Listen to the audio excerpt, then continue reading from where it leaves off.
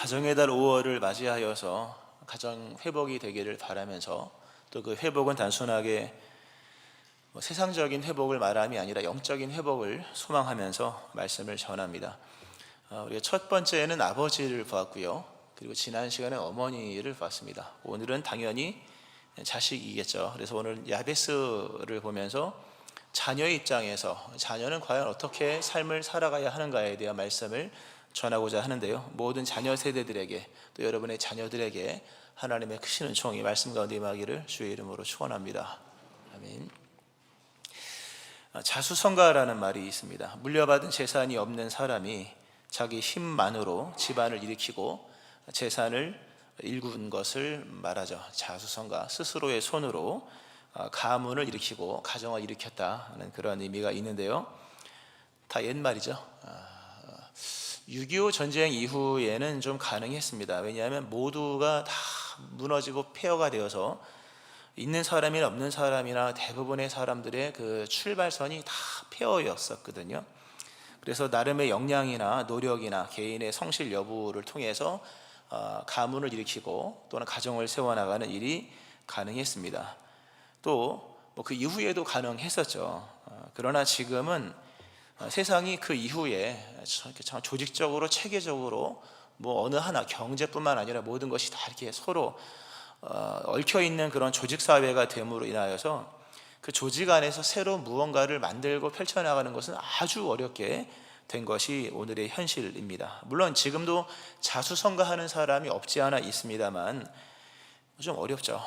우리 자녀 세대들 20세 이하 뿐만 아니라 지금 자녀의 세대를 살고 있는 우리들 참 쉽지가 않습니다. 예전에 부모님의 도움이 없이도 뭔가를 이렇게 펼쳐나갈 그런 기회들이 많이 주어졌는데, 세상이 점점 이렇게 안정이 되고 견고화되면서 부모로부터 물려받는 것이 없으면 출발하는 것 자체가 굉장히 힘들어집니다. 기본 그러니까 베이스 캠프 자체가, 출발선 자체가 굉장히 이제 불리한 여건 속에 놓여 있습니다. 그래서 어머니나 아버지에게 물려받는 재산이 많아야 좋은 출발을 얻을 수 있고 남들보다 적어도 1-20년 빠르게 출발할 수 있는 것이 현실입니다. 오늘 시대 그 젊은 사람들, MZ 세대라고 하죠. 80년대 이후에 태어난 사람들. 그러나 불행하게도 부모보다 가난한 세대라고 하지 않습니까? 지금까지 모든 세대는 다 부모보다 잘 사는 시대로 됐는데 이제는 전망이 굉장히 밝지만은 않습니다. 그래서 부모보다 가난한 시대가 등장을 했다. 그게 바로 우리 MZ 세대들의 어떤 경제적인 여건이거든요. 그러므로 부모님의 역량이 굉장히 중요하고 부모님께로부터 물려받은 것이 없으면 아주 힘든 인생을 살아갈 수밖에 없는 현실이 오늘 현실의 모습이다라고 얘기를 합니다. 제가 얘기하는 게 아니라 일반적인 얘기를 하는 것이죠. 자, 그럼 어떻게 해야 되느냐라는 질문 앞에 놓여 있게 되죠. 오늘 본문에 야베스라는 사람이 나옵니다. 야베스의 이야기는 어머니의 이야기로 시작을 합니다. 그래서 야베스는 그의 형제보다 귀중한 자라. 그의 어머니가 이름하여 이르되 야베스라 하였으니 이는 내가 수고로이 낳았다 함이었더라. 한 사람의 인생이 나오는데요, 야베스를 어머니의 이야기로서 시작을 합니다. 즉 야베스는 자식의 위치에서 내용이 시작된다는 겁니다. 야베스는 존귀한 자라, 이렇게 시작하면 될 텐데 어머니부터 시작을 해서 야베스가 굉장히 좋지 않은 여건에서 환경 또는 여건 속에서 자라나게 된 그런 아들 또는 자녀의 입장에서 본문의 내용이 기술이 됩니다. 그러므로 오늘 본문은 우리 자녀 세대는 우리들에게 많은 해답을 제시를 해줍니다. 야베스라는 이름을 어머니가 지어줬는데요, 그 이름의 뜻이 고통의 아들이라는 뜻입니다. 어머니가 너무 좀 비관적이죠. 자녀의 이름을 지을 때 얼마나 희망을 담아서 짓습니까? 제 이름을 저희 어머니가 지었거든요. 최임성, 높을 최, 수풀림의 이룰성, 숲을 이루어라, 이런 뜻이었거든요. 아버지가 지은 게 아니라 어머니가 지었습니다. 보통 기대가 충만한데요, 오늘 이 야베스는 어머니가 이름을 지었는데 고통의 아들이라는 뜻으로 지었습니다. 야베스 인생 자체가 슬픔과 고통을 운명적으로 타고난 아이였음을 본문에서 암시를 하는 거죠. 야베스는 가난하고 어려운 환경에서 태어난 것으로 여겨집니다. 어머니가 이름을 그렇게 지은 걸 봤을 때 어머니도 힘들게 아주 절망적인 상황 속에서 아들의 이름을 그렇게 지은 것이고 그렇게 태어난 것이고, 야베스는 그러므로 늘 고민해야 했고 늘 근심해야만 하는 삶을 살았던 청년이었던 것으로 여겨집니다. 오늘 야베스가 기도한 내용들을 쭉 보면 나로 환난을 벗어나 근심이 없게 하옵소서, 이 젊은 우리 자녀들이 기도할 내용은 아니거든요. 그죠? 오늘 야베스가 기도한 내게 나의 지역을 넓히시고 주의 손으로 나를 도우사 나로 환난을 벗어나 내게 근심이 없게 하옵소서, 이런 기도는 연륜이 많은 우리 부모님 세대들이 기도를 드려야 될 내용이거든요. 근데 오늘 본문의 이 기도는 야베스가 일찌감치 젊었을 때부터 드렸던 기도의 내용입니다. 그러니까 청년이 기도하기에는 굉장히 무게가 있는, 그리고 청년답지 않은 그런 기도 제목이었던 것으로 보이거든요. 야베스의 인생에는 늘 근심이 있었다는 겁니다. 그의 머릿속에 나로 근심이 없게 하옵소서, 그의 평상시의 생각의 절반 이상은 언제나 근심이었다. 먹고 살아야, 무엇을 먹고 무엇을 살아야만, 입고 살아야만 하는가에 대한 현실적인 문제로 고민하지 않을 수 없는 그런 어려운 환경 속에 처해 있는 이 한 청년의 모습이, 또는 나중에 나이가 들었으니까 가장의 모습이 나옵니다. 또 그런가 하면 환난을 벗어나 근심이 없게 하소서라고 합니다. 원래 환난이라는 것은 매일 일어나는 게 아닙니다. 살다 보면 어쩌다 가끔씩, 또는 1, 20년 살다 보면 일어나는 것, 태풍이 매일 오는 건 아니잖아요. 1년에 많아야 한두 번 오는 것인데, 이 야베스의 인생 자체가 환난이었다는 겁니다. 그리고 이게 원문으로 보면 환난이 악함이지 않습니까? 악이라는 단어와 함께 그렇게 해석이 될 수 있거든요. 야베스의 인생은 하루하루가 환난이었습니다. 하루하루 치르고 싸우고 버티고 이겨나가야지만 생존할 수 있는 그런 환난의 연속이었다는 겁니다. 가끔씩 일어나는 환난이 아니라 경제 위기 이런 게 아니라 매사가 생사를 건 환난이었기 때문에 이 야베스의 인생은 날마다의 근심이었고 날마다 싸워서 이겨야만 하는, 정말 하루하루 살아가야만 하는 환난의 연속이었다 하는 겁니다. 그런가 하면 또 지역을 넓혀달라고 얘기하죠. 정해진 울타리 안에서 살아야만 하는 정해진 운명 같은 인생이었다는 겁니다. 모든 새에는 날개가 있죠. 날개를 폈을 때에 날개짓이 가능한 정도의 사이즈가 되어야 날든지 말든지 할 것인데, 야베스는 펼쳐도 펼칠 수 없는 이 협소한 울타리 같은 삶의 터전에서 열심조차도 의미가 없는, 열심을 내도 의미가 없을 인생이 있거든요. 아무것도 없으면 힘들지 않습니까? 야베스의 인생은 정해진 울타리, 특별하게 바뀌어질 것이 없는 그런 인생이 야베스에게 주어진 겁니다. 근데 중요한 건 이 모든 것들이 선천적이라고 하는 겁니다. 선천적으로 주어진 환경, 다시 말씀드리면 부모 때부터 좋지 않은 환경이었다 하는 겁니다. 부모 때부터 환경이 좋은 게 아닙니다. 노래가 멋지게 나오네요. 잘 끄시고요. 이 환난과 근심과 열악한 삶의 조건이 야베스가 뭘 잘못해서, 공부를 못해서, 또는 부지런하지 않아서 생긴 문제가 아니라 부모 때부터 안 좋았다는 겁니다. 아주 절망적이죠. 부모님도 이 문제를 해결하지 못한 상황 속에서 야베스가 태어나서 야베스에게 고스란히, 그러니까 야베스의 선택과는 무관한 결론이었고, 야베스에게는 기회조차 한 번도 제대로 주어진 적이 없는 그런 아주 불리한 여건 속에서의 인생이었다 하는 겁니다. 특별히 야베스를 보면 보통 이름을 지을 때 아버지가 짓고 할아버지가 짓고 그렇습니다. 구약적 개념 속에서 보면. 근데 오늘 본문에 보면 야베스의 이름을 어머니가 짓고요. 특별히 이게 역대상 4장이잖아요. 역대상 1장부터 9장까지가 족보입니다. 1장부터 9장까지 한 500명 정도의 사람이 나오거든요. 엄청 많이 나와요. 근데 그 많은 사람들이 누구의 아버지가 누구를 낳고 이런 식으로, 그래서 아버지와 아들의 개념으로 대다수가 그렇게 전개가 되거든요. 근데 특별하게 이 야베스는 어머니가 등장을 하고 아버지는 안 나옵니다. 어머니가 이름을 지은 것으로 이렇게 나온 걸 봤을 때 야베스에게는 아버지가 없었다 이렇게 얘기를 합니다. 아버지가 빨리 돌아가셨든지 아니면 유복자로 태어났든지 그 상황을 알 수는 없습니다만, 야베스의 인생은 이렇게 출발 자체가 굉장히 힘들었고, 또 단순히 물질적인 얘기로서 어려웠고 가난했던 게 아니라 야베스의 기도 내용, 나로 환난을 벗어나 근심이 없게 하옵소서. 이 근심은 원문으로 보면 슬픔이라는 단어입니다. 야베스의 인생은 가난의 문제뿐만 아니라 슬픔이 있었다는 거죠. 늘 우울하고 늘 슬픔이 있고 누군가가 그립고 아마 아버지가 그립지 않았을까라는 그런 묵상을 얻을 수가 있는데요. 늘 먹고 사는 것, 치열한 환난과 역경 뿐만 아니라 밤이 되면 늘 슬플 수밖에 없는 그런 눈물을 흘리며 살 수밖에 없는 그런 인생. 어떤 배경에서 어떤 환경에서인지 알 수 없으나 야베스의 이 연도를 대략 계산해 보면 사사시대였던 것으로 생겨지거든요. 그러니까 왕정시대가 없고 짜여진 국가의 조직력이 없을 당시에 아버지 또는 그 일가의 어떤 그런 역량이 굉장히 컸던 시대 속에서 아버지 없이 이렇게 홀 어머니 밑에서 불리한 여건 속에서 태어난 야베스의 인생 자체는 그냥 슬픔뿐이었다, 이렇게 해석이 됩니다.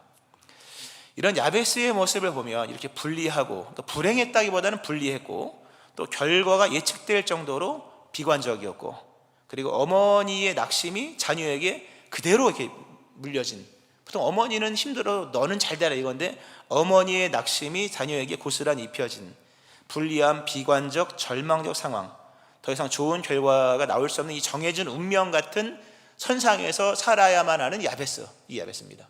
오늘 이 시대에 우리 청년들 또는 우리의 자녀 세대들의 모습과 뭐 좀 비슷하죠, 그죠? 물론 뭐 자녀들의 형편과 상황이 다르죠. 좋은 부모님 밑에서 태어났으면 태어나자마자 부자인 경우도 있지 않습니까? 태어나자마자 너의 집이 있어, 뭐 이런 것도 있고, 태어나자마자 뭐 부모님이 뭐 이런 것도 있지 않습니까? 그러나 다 그런 건 아니거든요. 어느 누구에게는 뭐 더 이상 뭐 기댈 수 없는 그런, 태어나자마자 내가 보호자가 될 수밖에 없는 그런 경우도 있는 거거든요. 그런 자녀 세대들에게 오늘 이 말씀은 참 희망의 말씀이 됩니다. 자, 야베스의 인생 어떻게 되었을까? 이렇게 슬픔과 고통과 불리함과 이런 비관적인 인생, 역대기 저자는 분명히 말씀하기를, 특별히 역대기는 포로기 이후거든요. 포로기 이후에 돌아와서 다 절망 속에 놓여 있는 상황 속에서 역사를 쭉 기술하면서, 그러나 역대기 저자는 얘기하기를 그러나 야베스의 인생은 반전이 있었다. 야베스의 인생은 반전되었다. 그는 이렇게 열악한 환경 속에 태어났지만 그는 어떤 형제들보다도 존귀한 자가 되었다. 그의 지경은 넓어졌고 그의 환난은 다 사라졌고 그의 인생에 슬픔은 변화 기쁨이 되었다. 왜냐하면 하나님께서 그에게 그 모든 것들을 허락하셨기 때문이다. 그러므로 이렇게 절망적인 인생을 살아가는 당시에, 그 당시 현대인들, 오늘의 우리 자녀 세대들에게 이 본문이 던져주는 메시지는 뭐냐 하면, 아무리 인생이 힘들고 어렵다 할지라도 하나님 안에서 인생은 얼마든지 반전이 가능하다는 겁니다. 반전의 역사가 생겨지기를 축원합니다. 가능하다는 겁니다. 이것이 어떻게 인생이 반전될 수 있었을까? 단순합니다. 거기에는 기도가 있었다 겁니다. 아버지를 얘기할 때도 기도 얘기했었고요, 어머니를 얘기할 때도 기도에 대한 얘기를 했었습니다. 자녀도 예외가 아닙니다. 인생의 반전은 기도로서 일어납니다. 기도는 선천적인 모든 것들을 변화시킵니다. 야베스는 선천적인 환경이 굉장히 안 좋았습니다. 뭐 이것이 물질적 환경이든지 아니면 정서적이든지 아니면 뭐 지식의 어떤 체계에 관한 것이든 간에 안 좋았으나 기도함을 통해서 모든 선천적인 것들이 반전으로 변화되어서 존귀한 인생이 되었습니다. 기도는 운명마저도 변화시킵니다. 우리는 운명을 믿지 않습니다. 그러나 이미 조직화된 사회 속에서 우리가 전망을 하잖아요. 근데 전망은 모두에게 일반적으로 다가오지 않습니까? 얼마나 조직화된 사회인지는 알 수 없으나 조직화된 사회 속에서 우리의 위치는 거의 운명적입니다. 나의 학벌, 나의 재력, 나의 오늘의 형편, 지금까지 살아온 거 데이터 뚫려서 엔터 치면요 답이 나옵니다. 운명적이라는 거죠. 그 정도로 세상은 견고해졌습니다. 조직사회에서 나의 위치는 거의 운명적입니다. 야베스 역시 그러했습니다. 그러나 야베스는 기도했고 그 기도로 인하여서 그의 운명이 바뀌어진 역사가 일어나게 된 것입니다. 중요한 것은 열정적으로 살았다는 얘기가 아니라 기도를 통해서 응답을 받았다는 얘기입니다. 이게 중요한 얘기입니다. 열심히 사세요, 이거는 여기서 할 얘기가 아니죠. 그건 세상에서도 얼마든지 하니까 열정을 쏟아부으세요, 노력을 해서 잠을 3시간만 주무시고, 이런 얘기는 설교가 아닙니다. 그거는 일상적인 얘기죠. 그죠? 여기서 잠 편안하게 주무시는 분이 몇 명이나 있겠습니까? 그죠? 모두가 열심을 살아갑니다만 열심히에 열심을 더하라는 메시지가 결단코 아니라 기도가 필요하다라는 말씀을 하고 있는 겁니다. 야베스의 인생은요, 기도로서 반전된 인생입니다. 정확히 말하면 야베스의 인생에는 기적도 일어나지 않았습니다. 응답만 있었을 뿐입니다. 우리의 인생은 얼마나 때로는 처참한지 기적이 아니면 반전될 수 없을 만큼 열악하고 비관적인 인생일 때도 있습니다. 그런 분도 있고요. 그런 인생이 반전되기 위해서 필요한 것은 기적이 아니라 기도입니다. 왜냐하면 기적은 잘 안 일어나거든요. 그러나 응답은 100%입니다. 아멘 하시기 바랍니다. 기적은 선별적입니다. 하나님의 기적은 우리가 막 때를 쓴다고 되는 게 아니라 그분이 봤을 때 정황상 기적이 필요하면 기적이 일어나는 것입니다. 그러나 응답은 약속된 것이기에 기도하는 삶을 살면 100% 응답이 주어집니다. 야베스의 인생에는 기적이 일어난 것이 아니라 하나님이 그가 구하는 것을 허락하셨더라. 기도에 대한 응답으로서 그의 인생에 반전이 일어나게 되었다는 겁니다. 이로써 우리가 어떻게 인생을 살아가야 될지에 대한 비결 또는 해답이 나오죠. 그것은 바로 기도다. 야베스가 이렇게 존귀한 자, 위대한 자가 될 수 있었던 것은 그에게 기도가 있었기 때문입니다. 기도가 한 사람의 인생을 위대하게 만듭니다. 태어날 때부터 위대한 사람은 아무도 없습니다. 다만 위대한 부르심이 있고 위대한 기도가 있기 때문입니다. 위대한 기도를 드리면 위대한 사람이 되게 하십니다. 위대한 사람이 되라는 것이 아니라 위대한 기도를 드릴 때 하나님께서 그가 구하는 것을 허락하셨더라. 하나님께서 여러분의 인생 속에 위대한 일을 펼쳐가십니다. 왜냐하면 응답하시는 분이시기 때문에. 하나님은 기도할 때 개인의 인생에 깊이 있게 관여하십니다. 물론 하나님은 우리 아버지이기 때문에 무엇을 먹을까 마실까 걱정하지 말아라, 마태복음 6장에서. 그러나 죄송합니다만 먹을 것 마실 것만 있다고 인생이 위대해지는 것은 아닙니다. 그렇죠? 맨날 밥 먹고 물 마신다고 인생이 위대해지는 것이 아닙니다.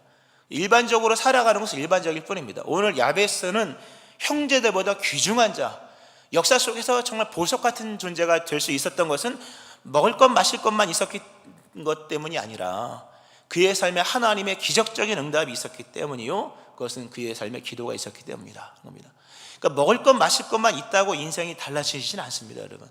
하나님은 먹을 것 마실 것을 날마다 제공을 하시지만 그렇다고 해서 그 자체가 우리의 인생에 놀라운 일을 일으키는 것은 아닙니다. 우리의 삶에 필요한 것은 기도다. 자녀들이여 기도하시기를 축원합니다. 기도하셔야 됩니다.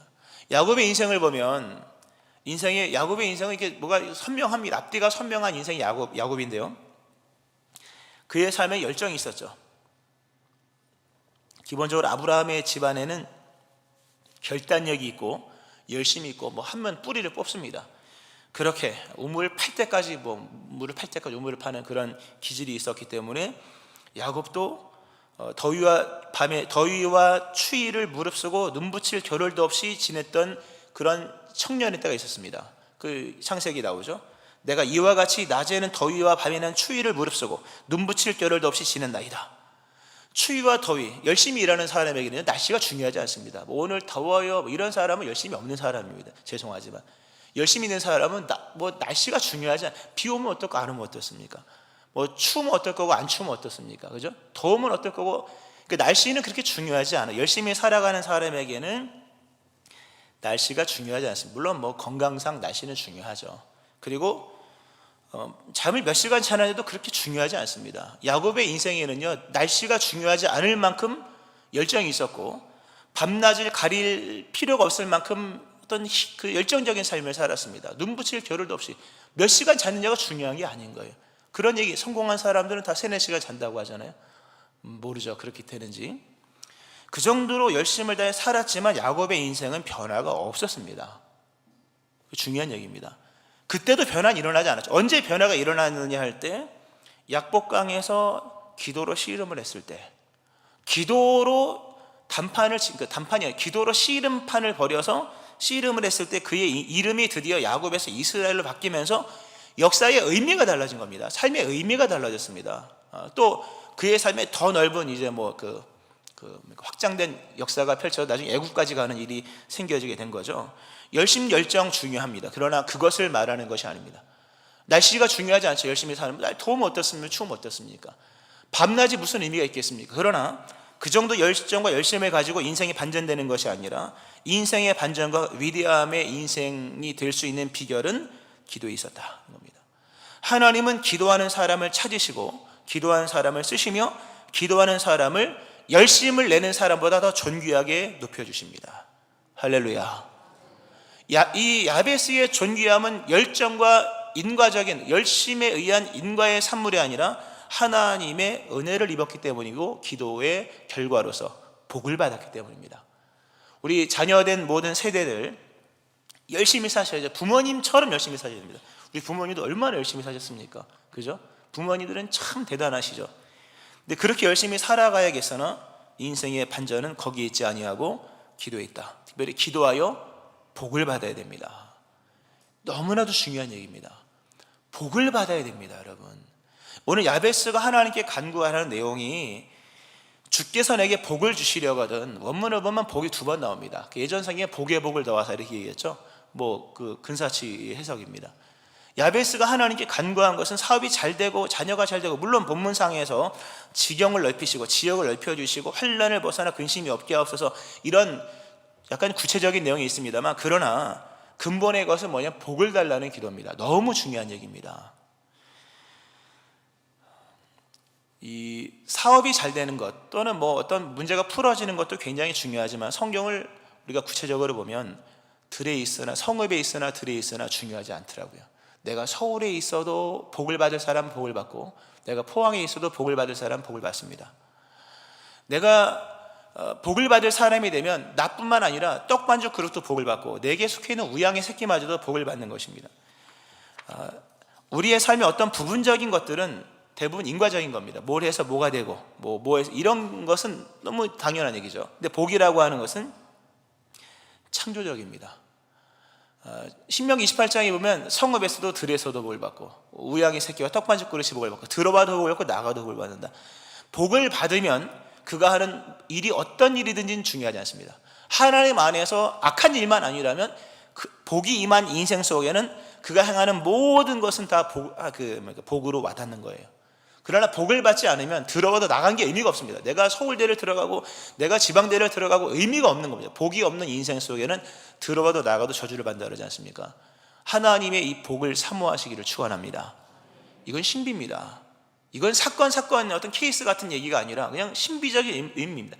하나님이 복을 주시면 안 되는 일이 없다는 겁니다. 어떤 케이스에 관한 얘기가 아니라 복을 받으면 뭘 해도 다 된다는 얘기입니다. 근데 복을 못 받으면 뭘 해도 안 되는 겁니다. 어디 가도 안 돼. 쫓아다니는 게 아닙니다, 여러분. 성경에서는 시편 23편에서 다윗이 그런 얘기를 하잖아요. 내 평생의 선하심과 인자하심이 반드시 나를 따르리니. 얼마나 대단한 말씀. 내 평생의 선하심과 인자하심이 나를 따라온대요. 내가 들로 가면 들에서 하나님의 복이 내게 임하고, 내가 성읍으로 들어가면 성읍의 복이 내게 임하고, 내가 행하는 모든 일마다 하나님의 선하심과 인자하심이 따라다닌대요. 이런 삶을 사시기를 축원합니다. 이게 복입니다. 근데 이 복이 요즘에는 복을 구하지 않고 대부분의 사람들이 해결을 구합니다. 그래서 인생이 좀 피곤할 수 있습니다. 해결될 게 많잖아요. 그런 하나님의 복을 받으면요, 만사가 형통입니다. 이 만사 형통이라는 말이 굉장히 무슨 저속한 얘기처럼 들릴지 모르지만 그렇지 않습니다. 우리가 놓쳐버린 용어 중에 하나죠. 하나님이 복을 주시면 모든 매사에 두루 형통합니다. 할렐루야. 이런 복을 받아야 됩니다. 이런 거는 인간의 노력의 산물이 아니라 기도의 응답입니다. 그리고 복을 받는 것은 하나님의 계획입니다. 하나님께서 우리의 믿음의 조상 아브라함을 부를 때 내가 너로 큰 민족을 이루고 너에게 복을 주어 내 이름을 창대하게 하리니 너는 복이 될지라. 너를 축복하는 자에게는 내가 복을 내리고 너를 저주하는 자에게는 내가 저주하리니 땅의 모든 족속이 너로 말미암아 복을 얻을 것이다. 하나님의 계획이고 아브라함에게는 비전입니다. 또는 더 비중 있게 아브라함에게는 사명입니다. 우리가 복을 받아야만 하는 이유는 하나님께서 복을 주기를 원하시기 때문입니다. 할렐루야. 오늘 성가대 찬양이 어쩜 이렇게 잘 맞았는지 몰라요. 곡 선정을 굉장히 잘하셨어요. 하나님은 우리에게 복을 주기를 원하십니다. 이게 야곱이 살아본 인생의 결론입니다. 야곱이 복을 내리잖아요, 주의 이름으로. 복을 주시기 원하시는 우리 하나님 앞에서 우리가 간구할 것은 복을 주옵소서입니다. 복을 달라고 기도하는 내용은 저속한 내용이 아니라 성도에게는 비전이며 성도에게는 사명입니다. 우리는 많은 복을 받아서 많은 사람들에게 복을 주어야 됩니다. 할렐루야. 이것들이 이러한 일이 야베스에게 일어날 수 있었다는 거죠. 그것이 가능할 수 있었던 것은 물려받은 것이 좋았기 때문이 아니라 야베스가 하나님 앞에 기도를 했기 때문이다 한 겁니다. 이게 중요한 게요. 그래서 야베스가 기도하여서 오늘 본문 말씀처럼 굉장히 지역이 넓어져서 아직 그 경계의 문제가 확정되지 않았던 이 사사시대, 야베스 사사시대 인물로 여겨지거든요. 사사시대까지도 경계가 확정이 안 됐거든요. 근데 야베스를 통하여 경계가 굉장히 넓어진 이런 인물이 되었고, 또 여러 근심과 환난, 끊임없는 환난의 연속이었잖아요. 그 모든 것들이 해결되어서 야베스가 어떻게 되었습니까? 결론이 궁금하죠. 부자가 되었겠죠. 또는 권세 있는 자가 되었겠죠. 또는 자수성가한 사람이 되었겠죠. 그런데 성경에서는 야베스의 인생을 물질로 해석하지 아니하고 영적인 의미를 부여하면서 야베스는 그의 형제보다 부자가 되었다 이런 얘기를 쓰지 않고 야베스는 그의 형제보다 귀중한 자가 되었다. 옛날 성경 존귀한 자가 되었다. 참 귀한 얘기입니다. 우리 믿음의 자녀 세대들이요, 기도하여서 복을 받아야만 하는 이유는 부자가 되기 위함 물론 중요하죠. 또는 물질을 얻기 위함도 중요하지만 그의 삶에 하나님의 영광이 나타나야 하기 때문입니다. 야베스가 대단한 이유는 그가 얻은 물질이 아니라 물질을 주신 하나님의 영광이 그의 삶에 나타났다. 야베스에게 붙여진 최고의 명예는 그가 귀중한 사람이라는 겁니다. 부자가 됐다는 얘기가 아닙니다. 존재적 가치가 상당했다는 얘기입니다. 귀중한 자라, 이 니크파드라고 하는 단어인데요, 야베스는 존귀한 사람이 되었고 영화로운 사람이 되었고 무게감 있는 사람이 되었다. 다 영적 가치죠. 다시 다른 말로 말씀드리면 하나님의 관심을 받는 사람이 되었다 하는 겁니다. 또는 하나님의 영광을 담고 있는 인생이 되었다 하는 겁니다. 부자가 되었다는 그런 세속적 결말이 아닙니다. 기도를 하면 부자가 됩니다 이런 얘기가 아닙니다. 물론 되겠죠. 당연히 주시면 하나님이. 기도하여서 물질이 많은 사람이 되었고 땅이 많은 사람이 되었습니다 이런 의미가 아니라 야베스의 인생 속에 주신 하나님의 최고의 본 존재 가치가 있었다. 하나님의 영광을 담는 인생이 되었고 하나님의 관심을 받는 인생이 되었고 하나님께서 야베스에게 반응하고 응답하시는 삶이 되었다는 말씀으로서 야베스의 인생을 존귀하게 여기는 것입니다. 우리 자녀들의 인생 속에 하나님의 영광이 담겨지는 인생 되어지기를 축원합니다. 그걸 뭘로 담겠습니까, 여러분? 내가 부자가 되면 영광이 됩니까, 여러분? 착각이죠. 내가 건강한 사람이 된다고 영광입니까? 착각입니다. 하나님의 영광은 기도로 담는 겁니다. 야베스의 인생에 존귀함이 이렇게 담겨질 수 있었던 것은 하나님이 그의 삶에 많이 역사하셨기 때문입니다. 존귀한 인생은 다른 게 아니라 그의 인생 속에 하나님이 역사를 많이 하시면 존귀한 인생이 되는 겁니다. 하나님의 흔적이 많이 담겨있는 사람, 하나님의 관심이 많이 있는 사람, 이 사람이 존귀한 사람이요, 결과적으로 그런 사람을 통하여서 뭡니까? 하나님의 이름이 높여지는 겁니다. 이 야베스의 배경을 지금 짧게 그냥 말씀을 드렸습니다만 포로기 때입니다. 포로기 이후에 이제 이 본문이 기록된 것이고, 야베스라는 인물은 이제 사사시대 인물인데, 포로기 이후에 많은 사람이 돌아와서 혹독한 포로기의 시대를 살다가 돌아와서 그들이 어떤 생각을 했냐면, 하나님은 정말 살아계신가? 하나님은 진짜 살아계신가? 기도는 진짜 응답이 있는 것일까? 이런 질문. 하나님이 살아계신데 왜 우리는 포로의 삶을 살았을까? 왜 우리는 이렇게 고통의 시대를 살아가야만 하는 것일까? 하나님은 정말로 살아계신 것일까? 라는 그런 질문이 입으로 내진 않았지만 이 모두에게 신앙의 근간이 흔들리는 질문을 다 품고 있었을 그때에 역대기 저자는 야베스를 제시하면서, 야베스를 봐라, 하나님은 응답하신다. 우리가 지금 이렇게 포로 이후에 모든 게 폐허가 돼서 물려받은 것이 의미가 없고, 물려받은 것은 신앙의 유산 하나요, 그리고 안식일 개념이요, 또는 할례 개념 같은 언약밖에 없으나 야베스를 봐라. 야베스가 기도했더니 하나님이 야베스의 인생을 변화시키셨다. 하나님은 기도에 응답하신다. 그러면 우리도 기도하자라는 겁니다. 할렐루야. 오늘 이 시대에요, 가장 심각한 문제는 자녀들에게 믿음이 없다는 겁니다. 여러분, 믿음이 없다. 애들이 믿음이 없어요. 기도를 안 합니다. 그리고 안 하는 건 둘째치고 의심을 하고 하나님은 진짜 계신가? 이런 거라는 거거든요. 근데 오늘 본문을 통해서 우리 자녀 세대들에게 하나님 말씀하시는 것이 야베스는 기도하여서 응답을 받았다. 그러므로 너희들도 기도하면 내가 너에게 응답할 것이다. 그리고 기도하여 응답받은 것이 있는 사람이 뭡니까? 이 시대, 이 불신앙적인 시대를 살아가는 자녀들에게 하나님의 살아계심을 나타내는 존귀한 인생이 되어지는 겁니다. 누가 존귀한 인생입니까? 하나님은 살아계시다라는 것, 하나님은 계신 것과 자기를 찾는 자들에게 상 주신 이신 것을 나타낼 수 있는 인생, 그 인생이 존귀한 인생인 겁니다. 그 은혜 받기를 축원합니다. 이런 것들은 결국 기도를 통해서 나타나는 것이지 돈을 많이 벌거나 또는 땅을 많이 넓히거나 하는 얘기가 아니라는 겁니다. 야베스의 존귀함은 기도의 응답입니다. 다른 것은 자랑할 것이 없습니다. 그러나 기도에 대한 응답은 자랑할 만합니다. 일어나기를 축원합니다. 말씀 맺으면서요, 우리 모두는 다 야베스입니다. 왜냐하면 창세기 3장에 보면은 하와에게 내리신 저주가 잉태와 해산의 고통이죠. 또 여자에게 이르시되 내가 너에게 임신하는 고통을 크게 더하리니 네가 수고하고 자식을 낳을 것이며, 이런 말씀. 야베스의 어머니가 내가 수고하고 자식을 낳았다 그래서 수고로 고생하여 낳은 아들 야베스라고 이름을 지었거든요.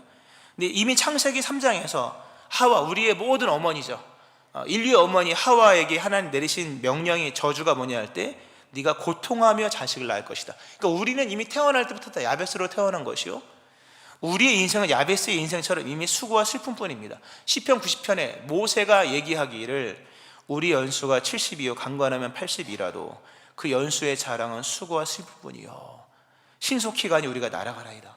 우리의 인생은 태어날 때부터 이미 야베스입니다. 아니라고 말할 사람 아무도 없습니다. 다 우리는 야베스로 태어났고 우리의 인생은 수고와 슬픔뿐입니다. 이런 인생을 변화시킬 수 있는 방법은 기도 이외에는 없는 겁니다. 믿음으로 여러분의 삶을 성찰하시고, 특별히 자녀된 인생, 너무 절망적이라고 말하는 이 시대의 자녀들 삶을 성찰하시고 돌아보세요. 무엇이 나의 인생 속에 가장 희망인 것인가? 그것은 바로 기도입니다. 믿음으로 인생을 진지하게 돌아보면 희망이 생깁니다. 그 희망은 오늘 말씀한 것처럼 기도입니다. 여러분도 기도하면, 여기에 자녀들도 기도하면, 청년들도 기도하면 하나님께서 여러분의 삶을 존귀하게 여기십니다. 하나님을 믿으셔야 됩니다. 그리고 하나님께 기도하셔야 됩니다. 예수님의 이름으로 간구하셔야 되고, 더 나아가서 믿음으로 선언하셔야 됩니다. 이 야베스의 기도는 원문으로 읽잖아요. 저희 원문으로 보면요, 이게 기도가 아니라 거의 선포입니다. 원문을 제가 읽어드려 볼게요. 참으로 당신께서 나에게 복 주시도록 복 주실 것입니다. 그리고 당신께서는 나의 영역을 넓히실 것입니다. 그리고 당신의 손이 나와 함께 있을 것입니다. 그리고 당신께서는 악한 것으로부터 나의 슬퍼하는 것이 없도록 행하실 것입니다. 그리고 하나님께서 그가 구하는 것을 가져다 주셨다, 이겁니다. 기도가 간구가 아니라 선포입니다. 믿음으로 간구하시고 된 줄로 믿으시기 바랍니다. 그러한 삶을 날마다 간구와 선포를 이어나가는 삶을 살 때 하나님의 존귀함이 나타나면서 여러분의 인생 속에 반전이 일어나는 겁니다. 이 놀라운 인생의 반전이 그리스도 예수의 이름을 통한 기도와 응답하시는 하나님을 통해서 여러분의 인생과 우리 특별히 자녀들에게 일어나기를 주의 이름으로 축원합니다. 아멘. 기도하시겠습니다. 굉장히 불리한 여건 속에서 태어나 살아가고 있는 우리 자녀 세대들, 이미 조직화되고 짜여진 사회 속에서 우리의 운명은 너무나도 절망적입니다.